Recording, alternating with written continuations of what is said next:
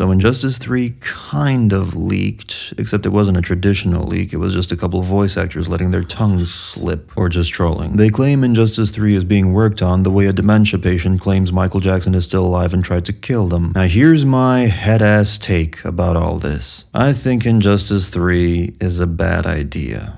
For 5 reasons. Number 1, the evil Superman craze is over. It was in its death throes after Injustice 2 and The Boys came out, and now James Gunn's Superman effectively killed it. People are over it. OG Superman fans weren't on board with it from the start, and Fairweather fans got over the trend, they got their fill of it and are moving on. And after ending this long arc in the meta of pop culture, finally drawing it to a close and transitioning to an era of more hopeful, lighter media, along comes Injustice 3. Hey guys, remember me? Isn't evil Superman cool? Remember the big do-it-your-way cliffhanger ending from Injustice 2? No one does, no one cares. So this significantly hurts the game's reach when it comes to the casuals. Furthermore, even without the larger context of the meta shifting away from evil Superman, Injustice 3 still comes out at a bad time. Mortal Kombat 12 was a failure, Chaos Reigns was a failure, their previous releases were failures, too few people enjoyed them. Yes, they still sold copies, but significantly less than their predecessors. For a franchise like Mortal Kombat, this is not great performance. So it's not just a bunch of cave dwellers like myself bitching about their games. For the first time in NRS's history, this is viciously reflected in the sales. Do you understand what a historic moment this is? Mortal Kombat, which has always had this kind of evergreen glow about it, was always popular with all generations, is no longer selling as well. And their response? Deflect. Sweep it under the rug and distract with an Injustice game, which is WB's MO and what makes it probably my most disliked corporate conglomerate. Even though something like Disney is objectively worse, I hate the bitchy, neurotic, non-committal attitude of Warner Bros. Make a Superman film, now do the Justice League. No, do it now. I want billions of dollars now. Set everything up with one movie. That's probably a great idea. People hated that movie. Don't know why. I want the Avengers, so bring the guy who made the Avengers. Brings in the guy who made the Avengers to turn a half-baked muffin into a no-bake, cookieless cookie dough. People hate it. Then refuse to finance the original cut of the film. It gets made anyway, is a success, pretends it didn't happen. Hey, could we get a Man of Steel 2? The first one is the best-selling Superman. Shut up, I'm trying to think here. How do we save the DCEU? I know. Let's bring in The Rock.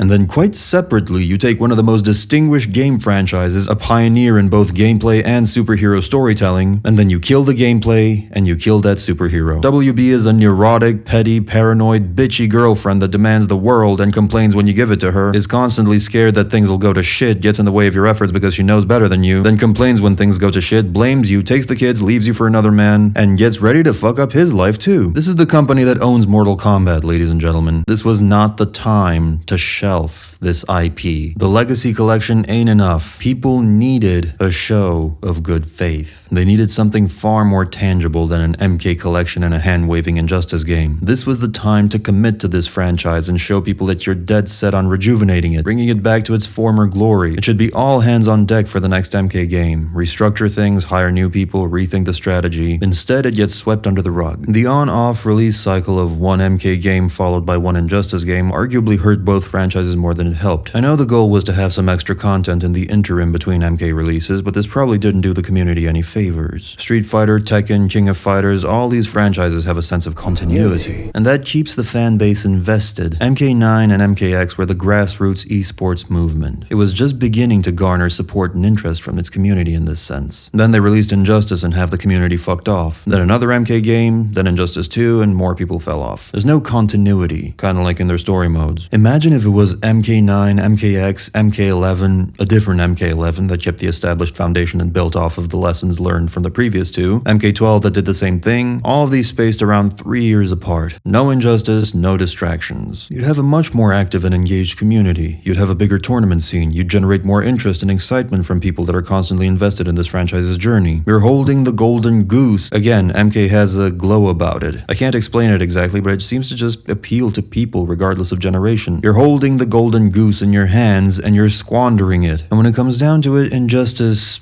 is not a fun game. It's just not. It's not that different from MK. It's got a lot of the same DNA, a lot of recycled moves, a lot of the same philosophies, and thus it has the same problems like neutral, pokes, anti-airs, weird hitboxes on normals, and special moves. It's MK light. It's less than an MK game. It tries to be different, it has some different mechanics and philosophies, but not nearly enough. And really, it's not a good superhero fighter either. Characters are slow, they move like cement, there's no running, there's too much zoning, the movement does not befit a superpowered cast. I'm usually against air combat. This would have been an opportunity to actually actually build something like that into the game naturally, to make the combat semi-air-based from the ground up.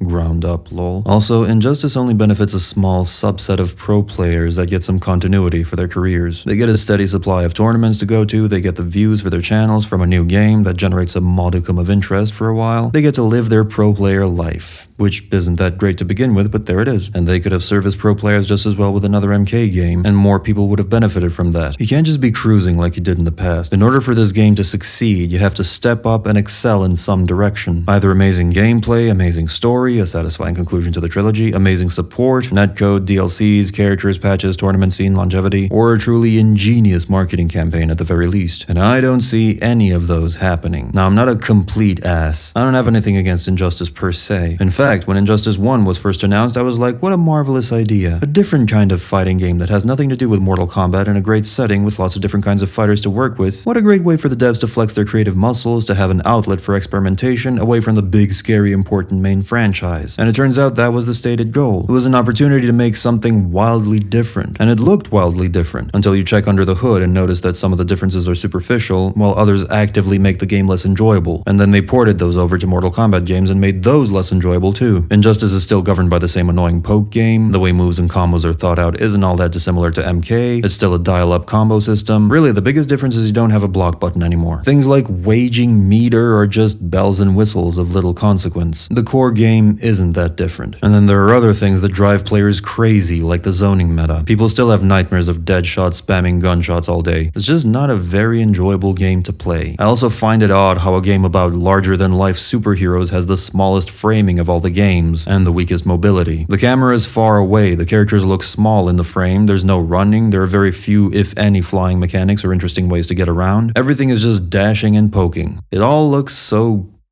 tiny. It's strange that a game like MKX that has more normos in it feels like the faster, more super-powered game. That should not be the case. You look at MKX and Tekken and you see big, bold fighters occupying most of the screen real estate. Then you look at Injustice in the most recent MK games and people look smaller than a micropenis. It's bizarre. I can understand if the intent was to allow as much craziness to happen on the screen, big explosions, lasers, visual effects that you want to capture in the frame, but I honestly think it kind of backfired. Things just look quainter for it. And while we're on the topic, I'm genuinely curious about something. Are there any Injustice fans, like there are MK fans or Tekken or Street Fighter fans, or is this just a filler franchise? Because you always hear of how the MK fans are disappointed about this, or the Tekken fans are disappointed about that, and how Street Fighter fans are always happy. Honestly, fuck you guys. But I never hear of an Injustice community in the true sense of the word. It's always mostly MK fans that get mildly excited for it because it kills their boredom until the next Mortal Kombat game comes out. Now look, Injustice games do sell. Not nearly as much as a Mortal Kombat game, but for sure enough to be considered a financial success. However, money isn't the only currency being traded here. Time is another currency that alters the equation. But perhaps the most important currency of all is trust, and NRS has spent quite a bit of it lately.